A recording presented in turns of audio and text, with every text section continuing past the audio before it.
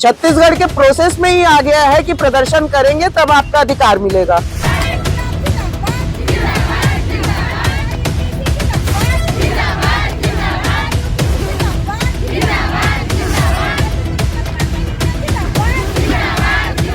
हमारी मांगे है जो सरकार 2200 देती है उसको 10,000 निकटम दिया जाए और हमारे जो दावा पत्र है उसमें 75% है 100% किया जाए।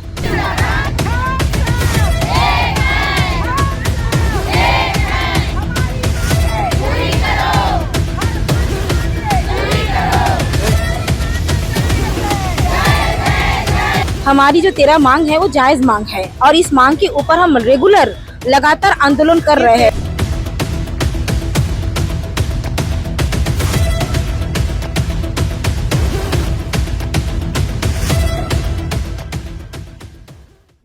और लगातार प्रदर्शन आपको हर दिन छत्तीसगढ़ में देखने को मिल जाएंगे। और इसी कड़ी में रायपुर के राजीव गांधी चौक में ये महिलाएं हैं जो आज प्रदर्शन कर रही हैं। एक तरफ छत्तीसगढ़ मितानिन आशा यूनियन की महिलाएं हैं तो दूसरी तरफ एक संघर्षशील आंगनबाड़ी कार्यकर्ता सहायिका यूनियन की महिलाएं हैं और दोनों ही संयुक्त रूप से आज एक दिन का प्रदर्शन की है। और मितानिन जो है उनकी 17 मांगे हैं जिसे लेकर वो आज प्रदर्शन कर रही है।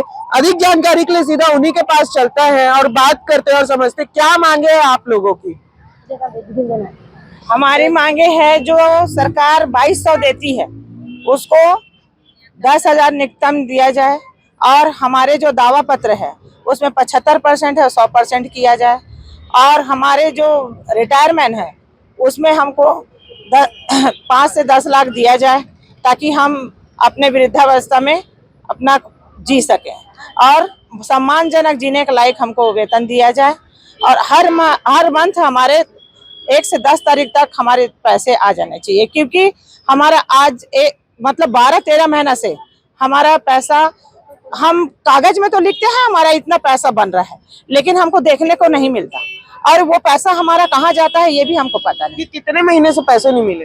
ये हमारे 13 महीना हो गया हमको पैसा का आता है पैसा तो 4 महीना में कहीं 10,000 आया कि 4,000 आया कि 3,000 आया कि 2,200 आया तो हमको ये पता नहीं चलता।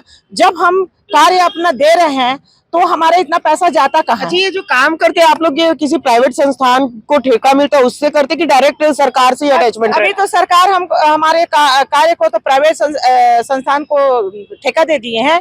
अभी बीच में मतलब वो पहले जो ठेका वाले थे वो छोड़ दिए थे अब दूसरा ठेका दे दिए हैं। किसके पास है ठेका?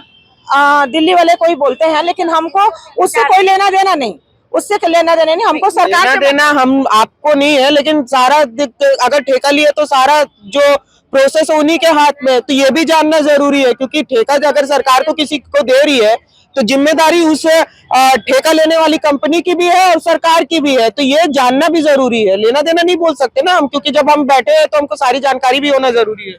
जी हमको सरकार को पता है कि क्योंकि सरकार हमारे से वादा करती है, वो ठेकेदार वादा करने नहीं आते, हमारे से काम सरकार लेती है, हम काम सरकार के करते वो ठेकेदार का नहीं करते। वो ठेकेदार हमको नहीं चयन किया है, हमको सरकार चयन किया है, हमको झूठ बोल के चयन किया है कि आप सिर्फ थोड़ा सा सेवा देना कि डिलीवरी जो मातृ मृत्यु हो रहा है उसके लिए मदद करना है और हमको फ्री में काम कराया गया। सन 2000 में मितानिन बनी और 14 साल 15 साल तक फ्री में काम की।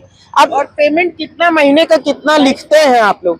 हम लोग दावा जो कार्य करते हैं वो हम दावा करते हैं जो दावा पत्र में है और उसमें हमको ये 2200 देते हैं ठीक। वो 2200 और उसमें जो दावा करते हैं उसमें हमारा केंद्र अंश राज्य अंश ये दुनिया भर का सब ढकोसला करके हमको गुमराह करके रख देते हैं। तो हम उसको बोल रहे हैं कि निकटम हमको 1 से 10 तारीख तक हमारा दावा पत्र का पैसा वो केंद्र अंश हो या राज्य अंश हो या तो आप जो मानदेय 2200 दे रहे हैं उसको 10,000 करके हमको दिया जाए। अच्छा, इसमें देखने वाली बात यह है कि जितनी मितानियों की बात की जाती है, मितानों की बात की जाती है, मितानी दीदी जो है ये दीदी करती है काम ऐसा कहती है सरकार, लेकिन जो इनकी सैलरी है वो 13 महीने से नहीं मिली और दूसरी तरफ सरकार का ही ये आदेश है 13 महीने से बिल्कुल सही बोल रहा हूँ, क्योंकि अभी आप बिल्कुल सही बोल रहे हैं, लेकिन वो टुकड़ों में आया है, 10,000 कहीं 5,000 कहीं 2,000। अच्छा, टुकड़ों में आया है, लेकिन हमको उस 13 महीना का पैसा का कोई हिसाब नहीं, क्योंकि हमको पता है कि हम कितना काम किए हैं और कितना पैसा हमारा बना है, हमारा उतना पैसा नहीं आया है। जी बिल्कुल। तो एक तरफ सरकार खुद नियम बनाती है कि 7 तारीख तक सभी का वेतन मिल जाना चाहिए जो कॉर्पोरेट सेक्टर में काम करते हैं, दूसरी तरफ इन्हीं की मितानिन दीदियां हैं, इन्हीं के द्वारा चलाए गए प्रोग्राम होते हैं, सरकारी जो आला अधिकारी होते हैं जो शासन में बैठे हुए रहते हैं वो ठेका दे देते हैं, ठेका के तहत इन लोग काम करते हैं, सैलरी रुकती है, सरकार इस पे सोते रहती है। और दूसरी तरफ नियम कई बनाए जाते हैं, लेबर लॉ बना देते हैं, कई कुछ बना देते हैं, लेकिन जब अपनी पे आती है तो खुद नियम पालन नहीं हो पा रहे। ये भी छत्तीसगढ़ में देखने की बात है। और यहाँ पे आंगनबाड़ी कार्यकर्ता भी मौजूद है, इनका भी एक बहुत बड़ा रोल होता है, जैसे मितानी दीदियों का होता है वैसे इनका भी रोल होता है। तो अब आप लोगों की क्या समस्या है, क्योंकि लगातार तो प्रदर्शन ही देखने को मिल रहे छत्तीसगढ़ में। हमारा 13 सूत्री मांग को लेके आज हम लोग यहाँ पे अल्टीमेट देने आए हैं राज्य सरकार और हमारी महिला बाल विकास मंत्री लक्ष्मी राजमरे जी को, कि हमारी जो 13 मांग है वो जायज मांग है और इस मांग के ऊपर हम रेगुलर लगातार आंदोलन कर रहे हैं। 13 मांगों में प्रमुख मांगे कौन कौन सी है? प्रमुख 1 नंबर आंगनबाड़ी कार्यकर्ता एवं सहायिका को शासकीय कर्मचारी का दर्जा दिया जाए, साथ साथ शासकीय कर्मचारी का जो जो सुविधा है वो सुविधा तत्काल लागू किया जाए।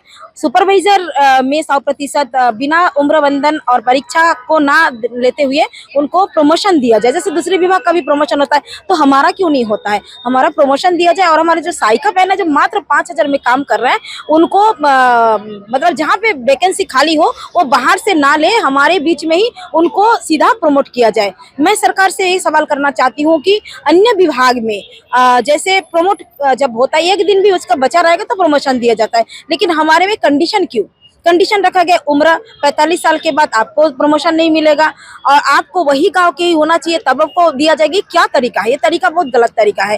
भाई जहाँ पे वैकेंसी खाली है वहां पे उनको प्रमोट करो, ये होती है प्रमोशन। तो हमारी ये दूसरी मांग है। तीसरी है हमारी प्रोविडेंट फंड, हमें सुरक्षा निधि, ग्रेजुटी पेंशन और हमारी ये ठीक है, ये प्रमुख मांगे एक तरफ से आपने अपनी तरफ से बना दी, लेकिन इसमें बातचीत नहीं होती क्या मंत्रियों से आप लोगों की? तो और होती है तो क्या प्रतिक्रिया मिलती है? बिल्कुल बात होती है। जैसे अभी चुनाव के समय आया है ना, तो लगातार हमसे बात हुआ है कि नहीं ठीक है इस बार हमको जिता दीजिए, हम लोग आपका मांग पूरा करेंगे। अब जरा सोचिए हमारे छत्तीसगढ़ में 1 लाख आंगनबाड़ी वर्कर्स हम लोग हैं और ये 1 लाख यदि चाहे तो सरकार को गिरा भी सकते हैं, लेकिन सरकार कहीं ना कहीं जुमले कर रही है और हमारे आंगनबाड़ी कार्यकर्ता के साथ आत्मचली का खेल खेल रहे जी हैं। बिल्कुल। तो आप देख सकते हैं कि लगातार सरकार से निराशा यहाँ पे देखने को मिल रही है और यह बात सिर्फ आंगनबाड़ी कार्यकर्ता या मितानी दीदियों की नहीं है, ये पूरे प्रदेश में आपको देखने को मिल जाएगी, हर तबके में देखने को मिल जाएगी, सरकारी नौकरियों की तैयारी करने वाले युवाओं में देखने को मिल जाएगी, एनएचएम अधिकारियों में देखने को मिल जाएगी, बीएड वालों को देखने को मिल जाएगी, डीएड वालों की देखने को मिल जाएगी